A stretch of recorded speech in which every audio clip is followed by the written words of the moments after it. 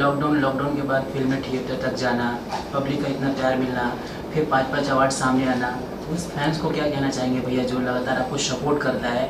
और जहाँ कोई भी पिक्चर थिएटर में लगी भी, चली नहीं, लेकिन लिट्टी चोखा को भरपूर प्यार मिला दर्शकों द्वारा। नहीं, उस बीच में मेरे 3 सिनेमाओं को बहुत प्यार मिला, लिट्टी चोखा को, बाबजी को, चोरी चोरी चुपके चुपके को, तो लोगों ने मोहब्बत दिया, प्यार दिया। और मुझे लगता है कि उससे भी ज़्यादा प्यार मुझे मेरे आस्की को मिलने वाला है, क्योंकि आस्की जो सिनेमा है ना, वो एक ब्यादरी पे आधारित है, जो कि हमारे यूपी बिहार में कास्ट विजन बड़ा तगड़ा है कि ये है तो ये वो है, और उसमें कास्ट को दिखाकर और एक इंसान अपने इंसानियत को कैसे बड़ा करता है, और वहाँ पे बताता है कि अगर आपके अंदर इंसानियत है तो दुनिया में हर जगह आपकी अहमियत है। और इंसानियत से, क्योंकि पहले आप प्रेजेंट होते हो, आपकी जाति नहीं, आपका विचारधारा प्रेजेंट होता है, आपकी जाति नहीं, आपका धर्म नहीं। तो मुझे लगता है ना कि आपकी विचारधारा और आप, तो आप अपने आप को अगर सिंगल मानते हैं तो पूरी दुनिया में आप राज कर सकते हैं। आप हवा की तरह रहिए ताकि हर आदमी को सिर्फ आप ऑक्सीजन देने का काम करिए, आप जहर की तरह मत बनिए कि लोगों की जान ले लीजिए।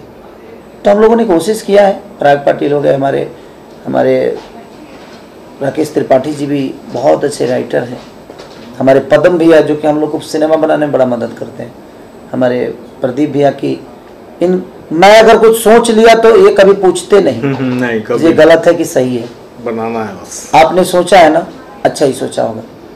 और पराग पाटिल जी मेरी सुनते हैं, क्योंकि ये हमारे भाषा से नहीं है, ये मराठी है, लेकिन उसके बावजूद भी हमारे भाषा को इतनी अच्छी सिनेमा देने का काम, हमारे भाषा से ही इनका घर चलता है। तो भोजपुरी भाषा आज छोटी नहीं रही है, बहुत बड़ी है, और इसकी अहमियत बहुत बड़ी है।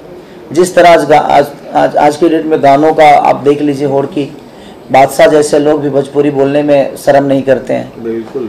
पायल देव जैसी लेडीज़ जो कि बहुत अच्छी उम्दा सिंगर हैं, वो भी भोजपुरी गाने में कहीं ना कहीं उनको प्रॉब्लम नहीं होती है, उनको लगता है कि नहीं यार मैं अपने भाषा की चीज़ें गा रही हूँ, है भोजपुरी, बट उनका एक क्षेत्र अलग हुआ। उसके बावजूद भी टी सीरीज जैसे सारेगामा से लेकर वेब से, मैंने जितनी भी कंपनियां हैं, सारी कंपनियां आज भोजपुरी कलाकारों के ऊपर एकदम हर जगह से टूट पड़ी है कि नहीं हमें भोजपुरी चाहिए, भोजपुरी।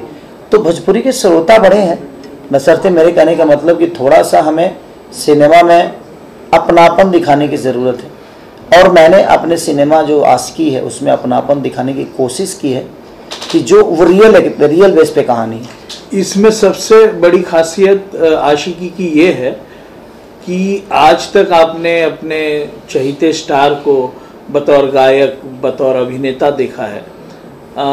आशिकी स्टोरी केसारी जी की है। हाँ, मैंने लिखी है वो स्टोरी। हाँ, वो स्टोरी मैंने लिखी है। हाँ। और राकेश जी ने बहुत अच्छे से डायलॉग डिलीवरी किया है, राकेश भैया ने बहुत योगदान दिया, और राकेश त्रिपाठी जी ने उस स्टोरी को डेवलप किया। और आशिकी को मैंने लिखा, और मैंने लिखा है पहली बार नहीं, संघर्ष में। नहीं, मैं एक बात याद दिला दूं कि लिट्टी चोखा का क्लाइमेक्स मैंने क्लाइमेक्स नहीं लिखा, राकेश उनका सब कुछ ने बहुत अच्छे से, लेकिन क्लाइमेक्स मुझे लगा कुछ चेंज होना चाहिए, लोगों को जो ट्विस्ट होता है ना तो वो बड़ा लोगों को अच्छा लगा। मान लीजिए मेरे जीवन का जो संघर्ष खत्म हुआ, ये संघर्ष कहानी केसारी जी ने ही दी थी, और ये संघर्ष और रत्नाकर भैया ने हम लोग को बड़ा सपोर्ट किया था उस बीच में उन्होंने हम लोगों ने जो चीज चाहा, जितनी फिल्में आपका सहयोग कोशिश करता है। लेकिन मैंने पहली बार नाम दिया है अपना, और मैं पहली बार एक कहानी लिखा हूं, और मैं लिखा नहीं, वो एक हकीकत कहानी है, हमारे जीरा दे की कहानी है। वो जीरा दे की कहानी है कि एक ब्राह्मण कुल का आदमी एक आग देने वाले जाति से मोहब्बत कर लेता है, और उसकी मोहब्बत में इतनी ताकत होती है कि वो ब्राह्मण कुल को छोड़ के उस जाति को अपना धर्म बना लेता है।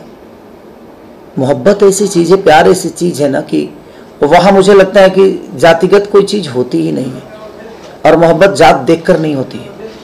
नहीं तो मुझे लगता है कि हर जाति के लोग मुझे अपना बेटा ही मानते हैं। मैं तो कुछ ही अलग जात से हूँ, लेकिन उसके बावजूद भी हर जाति के लोग मुझे बेटा की तरह प्यार करते हैं। तो मैं वही कह रहा हूँ ना कि मोहब्बत की कोई जात नहीं होती, प्रेम का कोई जात नहीं होता, उसका कोई धर्म नहीं होता, उसका एक ही धर्म है, उसका एक ही जात है, सिर्फ मोहब्बत, प्यार, इमोशन, एक दूसरे के दिल में रहने का क्षमता। तो मुझे लगता है कि ये मोहब्बत का परिकाष्ठा है। और ये आशिकी जो दुनिया समझती है वो आशिकी नहीं है, ये आशिकी कुछ अलग है, क्योंकि रियल बेस पे कहानी है। और मैं कोशिश कर ही रहा हूँ, हर जगह से ढूंढ रहा हूँ कि मैं रियल बेस पे काम करूँ, जिस तरह साउथ के लोग करते हैं, जिस तरह हिंदी के लोगों ने अपने आप को बदलने की कोशिश की है, यहाँ तक कि बंगाल के लोगों ने भी अपने आप को बदलने की कोशिश की है। तो मेरी कोशिश है कि जितना पैसा कमाना था मैंने कमा लिया है, अब बीवी बच्चों को कभी तकलीफ़ नहीं होगी, उनके पढ़ाई के लिए, उनके सारी चीज़ों के लिए ऑलरेडी है। लोगों का प्यार आशीर्वाद जो मिला है, उनके प्यार और आशीर्वाद से, क्योंकि मैंने पैसे कितना कमाया ये मायने नहीं रखता, लेकिन मैंने लोग इतने कमाए हैं कि मेरे बच्चों को कभी तकलीफ़ लोग नहीं होने देंगे, क्योंकि मैं सबके दुख या सुख में हमेशा शामिल रहता हूँ। और ये लोग मेरे बच्चों को शिक्षा दे पाएंगे और शिक्षा करा सकते हैं, उनके लिए ग्रेजुएशन का कुछ भी करें। तो हमारे ऐसे कुछ मित्र हैं, ऐसे लोग हैं, ऐसे हमने अपने इर्द गिर्द लोगों को रखा है जिनके ज़रूरत पे हमेशा मैं खड़ा हुआ हूँ। और मुझे लगता है कि मुझे भी कभी तकलीफ होगी तो हमेशा खड़ा होंगे। तो आशिकी का जो जहाँ तक खिस्सा है, आशिकी बन गई है। मुझे लगता है कि मैं एक बड़ा सा पलानी का तख्ता जो मैं उठाया, अकेले उठा लिया, अकेले उठा लिए। और मुझे अम्रपाली जी इस पर सोच रही थी कि मैं आपको पीछे से सपोर्ट करती हूँ, लेकिन केसारी जी बोल रहे नहीं नहीं, आप मुझे देखिए और मैं आपके लिए ये पलानी उठाऊंगा और चलूंगा। और एक ब्राह्मण कुल का आदमी आग दे रहा है दुनिया को और अपनी जीवन को शमशान घाट में चला रहा है, जिसके उस जाति से मैंने एक मोहब्बत है, वो उसको लगता है कि जिंदों में तो वो समझने की क्षमता नहीं है, चलो हम मुर्दों के साथ रहते हैं, और अपने आशिकी को लेकर वो मुर्दों के साथ रहता है। और ये हकीकत कहानी है, हमारे जीरादेई सिवान की है। और मुझे मैं सुना था अपने मम्मी पापा के मुंह से, अपने बुजुर्गों के मुंह से सुना था, मुझे लगा कि इस पे हमें कुछ काम करना चाहिए, तो मैंने कोशिश की है। कवि जी ने दिया था, प्यारेलाल कवि जी, प्यारेलाल कवि। किसी के साथ सोना, किसी के साथ सोना आशिकी नहीं, किसी के साथ सोना आशिकी नहीं, किसी का होना आशिकी है। गजब। भैया 4 मार्च से फिल्में बॉक्स ऑफिस पर आ रही है। पिछले बात कर ले, छठ पूजा पे ही रिलीज होनी थी, लेकिन लॉकडाउन फिर लगातार अब वापस से जब थिएटर में आ रही है 4 मार्च को, क्या उम्मीद है भैया फैन से जो लगातार आपको? देखिए हम उम्मीदें तो बहुत करते हैं, जब अच्छा काम करते हैं तो हम उम्मीद भी उतना ही करते हैं। और हमारी कोशिश भी रहती है कि जिस तरह से हम उम्मीद कर रहे हैं और हमने जिस हिसाब से काम किया है अपने सिनेमा के लिए, उस हिसाब से लोग उसको प्यार दें, क्योंकि जब अच्छे सिनेमा को जनता प्यार देगी तो हमें भी खुशी होगी और हम भी उसी विचारधारा के साथ और उसी धारे की तरफ, उसी रास्ते की तरफ जाएंगे जहाँ पे लोगों को अच्छा लगे और एक रियल बेस पे कहानी लोगों को मिले। तो आशिकी मैं अपने आप जब मैं देख रहा था ना, तो मैं कहीं नहीं, डबिंग नहीं कर पा रहा था, मैं इतना इमोशनल हो गया कि मैं बोला कि सर 1 घंटा मुझे दे दीजिए। अरे कितना हालत खराब, मेरी हालत खराब थी। वो इमोशन एक बाप के प्रति और एक मोहब्बत के प्रति, कि लोग के अंदर कितना जहर घुला हुआ है जातिवाद के अंदर। एक बार अगर जो देखेगा ना इस चीज को, मुझे लगता है आशिकी देखने के बाद लोगों को लगेगा कि नहीं, इंसान से बढ़कर कोई जात नहीं होती। मेरे पापा एक बात कहते हैं कि इस धरती पे 2.5 जात होते हैं, एक नर, एक मदा और एक हमारे किन्नर समाज के लोग। सही बात। यही हमारा जात है, इससे बड़ा कोई जाति नहीं है। हम एक दूसरे को समझ लें तो हम एक दूसरे के हो जाते हैं, और वही हमारी सबसे बड़ी जीत है कि हम एक दूसरे के हो के अपने जीवन को चलाएं, नहीं तो कब कौन कहाँ चला जाएगा शायद हमें किसी को अंदाजा नहीं। और अम्रपाली जी ने, वो बहुत अद्भुत एक्ट्रेस हैं वो।